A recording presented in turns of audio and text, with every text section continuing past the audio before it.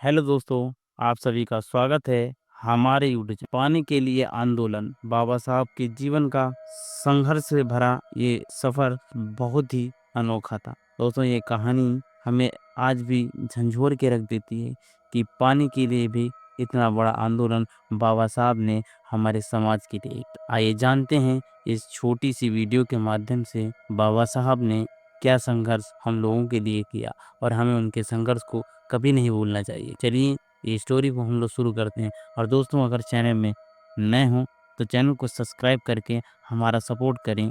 इसी तरह इंटरेस्टिंग कहानियों को और हमारे महापुरुषों के बलिदान की कहानियों को जानने के लिए चलिए इस कहानी को शुरू करते हैं। महाड़ सत्याग्रह, पानी के लिए बड़ा आंदोलन। सन 1927 की बात है। भारत आजाद नहीं हुआ था। समाज जाति पात की दीवारों से टूटा हुआ था। गांव कस्बों में दलितों को कुएं के पानी को छूने तक की मनाही थी। तालाब और मंदिर उनके लिए वर्जित थे। डॉक्टर बाबा साहब अम्बेडकर जी इस अन्याय को देख रहे थे। उनके हृदय में एक आग जल रही थी। जिस पानी पर सबका हक है, उसे छूने से किसी को कैसे रोका जा सकता। महाड़ नगर, जिला रायगढ़, महाराष्ट्र में एक चावदार तालाब था। यह तालाब नगर परिषद का था, यानी सरकारी। सिद्धांत रूप से सभी के लिए खुला था, लेकिन ऊंची जातियों ने उस तालाब को सिर्फ अपने लिए घोषित कर रखा था। दलित लोग पास से गुजर सकते थे, लेकिन पानी छू नहीं सकते थे। डॉक्टर बाबा साहब अम्बेडकर ने निर्णय लिया, अब चुप रहना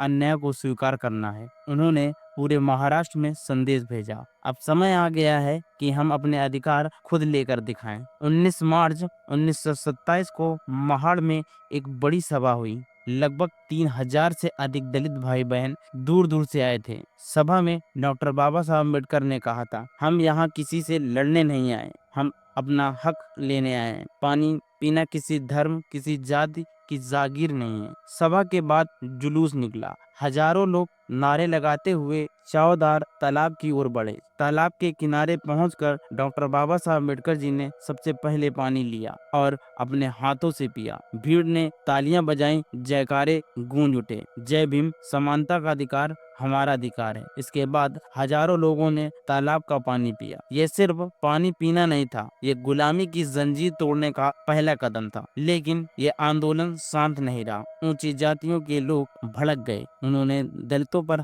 हमले किए। तालाब के पानी को अपवित्र कहकर उन्होंने गंगा जल डाला। वे चाहते थे कि बाबा साहब और उनके अनुयायी डर जाएं, लेकिन बाबा साहब पीछे हटने वाले नहीं थे। उन्होंने साफ कहा था, हमने पानी पीकर केवल एक घूंट नहीं लिया है, हमने अपने मानव अधिकार की घोषणा की है। अगर समाज हमें इंसान नहीं मानेगा तो हमें ऐसे समाज को मानने की जरूरत नहीं। महाड़ सत्याग्रह इतिहास में दर्ज हो गया। यही आंदोलन आगे चलकर दलित समाज के स्वाभिमान आंदोलन की नींव बना। यहाँ से बाबा साहब ने देश को दिखाया, समानता बिना अधिकार के अधूरी है और अधिकार बिना संघर्ष के नहीं मिलते। भाइयों बहनों, महाड़ सत्याग्रह हमें ये सिखाता है कि अन्याय का मुकाबला सत्य और साहस से करना चाहिए। अगर हमें समाज बदलना है तो पहले अपनी हिम्मत और एकता दिखानी होगी। डॉक्टर बाबा साहब ने पानी के बहाने हमें मानव समानता का अमृत पिलाया। आज जब हम बराबरी की बात करते हैं तो हमें याद रखना चाहिए, हर अधिकार संघर्ष से जीता जाता है और हर संघर्ष आने वाली पीढ़ी को नई रोशनी देती है। दोस्तों, ये छोटी सी स्टोरी